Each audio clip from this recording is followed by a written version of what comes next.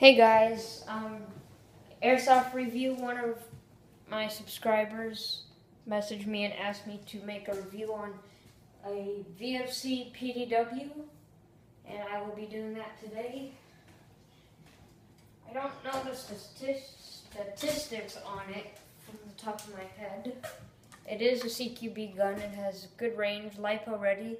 This was some limited edition one. It came with Dean's and a G&P back 11.1. The barrel extends to there. I put the compensator on. It did come with rear and flip up front sights and rear sight.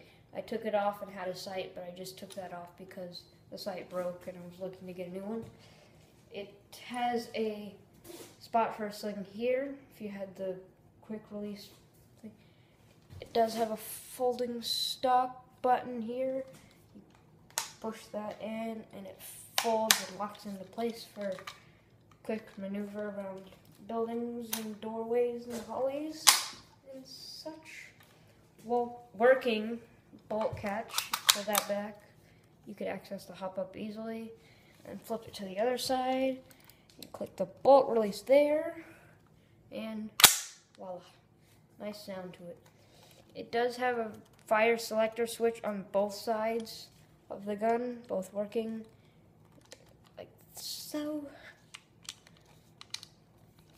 It has some warnings on that stuff. It's not even a sticker, you can't take it off.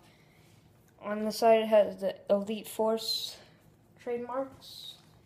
And we'll go outside and shoot it, guys. We'll be right back. Guys, we're here again with the PDW shooting test. I have a 11.1 LiPo battery hooked up to it with Dean's.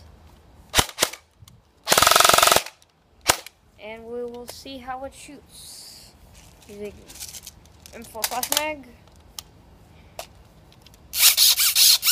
With Princess in the background. I haven't shot in a while, so I don't really know how the hop up is.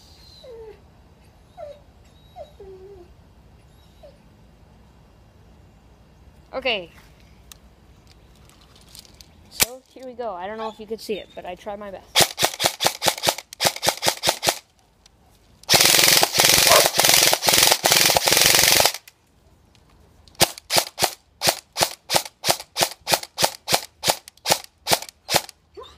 I'm using 2 heavy BBs for this type of gun, though. I mean, you want to be using like 20s in it. I'm using 28s, which is a little too heavy for this type of gun.